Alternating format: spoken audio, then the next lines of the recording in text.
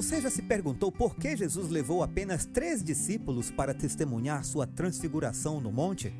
Na lição de hoje vamos descobrir o que Pedro, Tiago e João viram com Jesus. Antes eu convido você a orar comigo para iniciarmos o nosso estudo. Senhor Deus, agradecemos por mais esta oportunidade de estudar a Tua Palavra e aprender mais sobre os momentos especiais que Jesus compartilhou com os seus discípulos. Pedimos que o Teu Espírito Santo nos guie, nos dê sabedoria e humildade para compreender e aplicar esses ensinamentos em nossas vidas. Em nome de Jesus, amém. Olá pessoal, bem-vindos de volta ao canal Para Que Todos Saibam. Eu sou Alan Robson e aqui nós estudamos a lição da Escola Sabatina através dos comentários de Ellen White. E hoje vamos continuar a nossa série da lição 7, cujo título é Ensinando Discípulos, parte 1, e o verso para memorizar está em Marcos 8, verso 34. Então, convocando a multidão e juntamente os seus discípulos, Jesus lhes disse: Se alguém quer vir após mim, negue a si mesmo, tome a sua cruz e siga-me. O tema desta terça-feira, 13 de agosto, é o monte e a multidão. Vamos descobrir juntos o que aconteceu no Monte da Transfiguração e o que isso significa para nós como discípulos de Jesus. O relato se encontra em Marcos capítulo 9, versos de 1 a 13. E lhes disse: Em verdade vos digo que, dos que aqui estão, alguns hão que não provarão a morte, sem que vejam chegado o reino de Deus com poder. 6 dias depois, Jesus tomou consigo a Pedro, a Tiago e a João, e os levou sós, em particular, a um alto monte, e transfigurou-se diante deles. E as suas vestes tornaram-se resplandecentes, extremamente brancas como a neve, tais como nenhum lavadeiro sobre a terra as poderia branquear. E apareceu-lhes Elias com Moisés, e falavam com Jesus. E Pedro, tomando a palavra, disse a Jesus: Mestre, é bom que estejamos aqui, e façamos 3 cabanas, uma para ti, outra para Moisés e outra para Elias. Pois não sabia o que dizia, porque estavam assombrados. E desceu uma nuvem que os cobriu com a sua sombra. E saiu da nuvem uma voz que dizia: Este é o meu filho amado, a ele ouvi. E tendo olhado em redor, ninguém mais viram, senão só Jesus com eles. E, descendo eles do monte, ordenou-lhes que a ninguém contassem o que tinham visto, até que o Filho do Homem ressuscitasse dentre os mortos. E eles retiveram o caso entre si, perguntando uns aos outros: que seria aquilo, ressuscitar dentre os mortos? E interrogaram-no, dizendo: Por que dizem os escribas que é necessário que Elias venha primeiro? E respondendo ele, disse-lhes: Em verdade, Elias virá primeiro, e todas as coisas restaurará. E como está escrito do Filho do Homem, que ele deva padecer muito e ser aviltado, digo-vos, porém, que Elias já veio, e fizeram-lhe tudo o que quiseram, como dele está escrito. Vamos à explicação do autor da lição agora. Em Marcos 9:1, Jesus predisse que alguns dos que estavam com ele não passariam pela morte antes de verem a chegada do reino de Deus com poder. Isso se cumpriu alguns dias depois, quando Jesus levou Pedro, Tiago e João sozinhos a um alto monte. Lá, ele foi transfigurado diante deles na glória do reino celestial. Moisés e Elias vieram do céu para conversar com Jesus.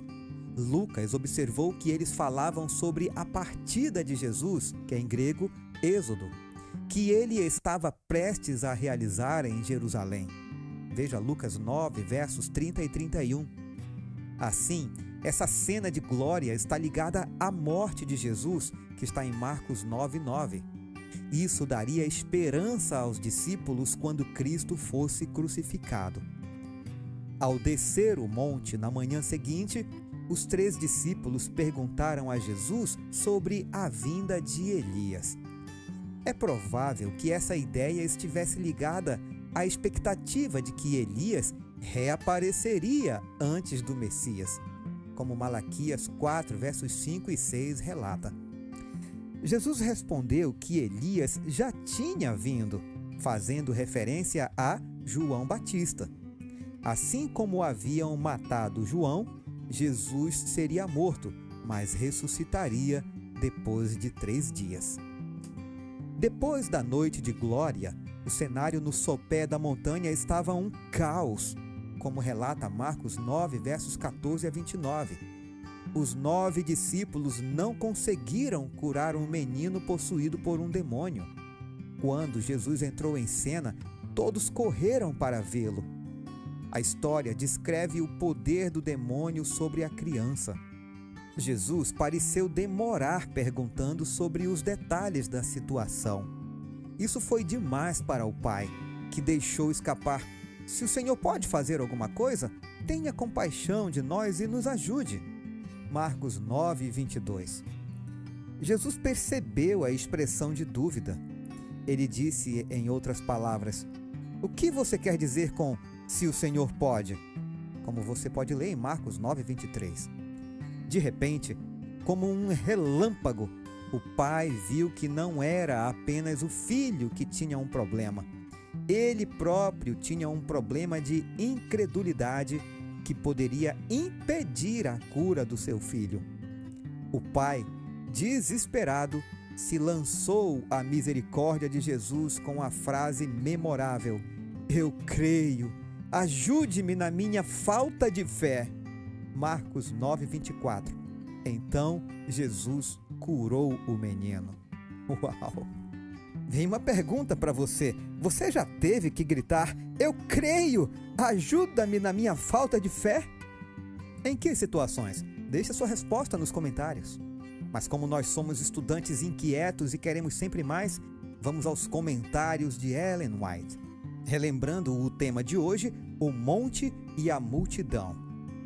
Jesus tinha dito a seus discípulos que havia alguns com ele que não provariam a morte antes que vissem o reino de Deus vir com poder.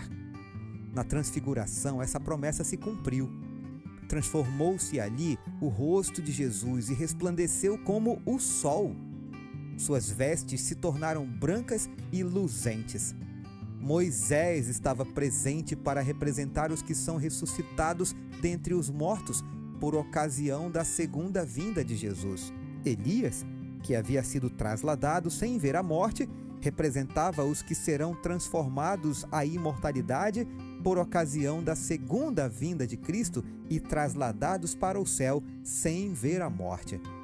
Os discípulos contemplaram com temor e espanto a excelente majestade de Jesus e a nuvem que os cobriu, e ouviram a voz de Deus com terrível majestade, dizendo: "Este é o meu filho, o meu eleito, escutem o que ele diz." Lucas 9, 35, Primeiros Escritos, página 159. Se o Senhor pode fazer alguma coisa, tenha compaixão de nós e ajude-nos. Marcos 9, 22 está essa expressão. Quantos oprimidos pelo pecado têm repetido essa súplica? E a todos o misericordioso Salvador responde: "Se podes, tudo é possível àquele que crer." É a fé que nos liga ao céu e nos traz força para resistir aos poderes das trevas. Deus providenciou em Cristo meios para vencer todo o defeito de caráter e resistir a toda tentação, por mais forte que seja. Mas muitos sentem que lhes falta a fé e assim permanecem afastados de Cristo. Que essas pessoas, em sua frágil indignidade, se lancem sobre a misericórdia de seu amável Salvador. Não olhe para si mesmo, mas para Cristo, aquele que curava os doentes e expulsava os demônios quando andava entre os seres humanos, é ainda hoje o mesmo poderoso Redentor. A fé vem pela palavra de Deus. Portanto, apegue-se à sua promessa. O que vem a mim, de modo nenhum o lançarei fora. João 6, verso 37. Lance a si mesmo aos seus pés com o clamor: eu creio, ajuda-me na minha falta de fé. Marcos 9, 24. Você nunca irá se perder enquanto fizer isso. Jamais. O Desejado de Todas as Nações, página 429. O poder e a maldade de Satanás e seu exército deveriam, com razão, nos deixar assustados, não fosse o fato de podermos encontrar refúgio e livramento no superior poder de nosso Redentor.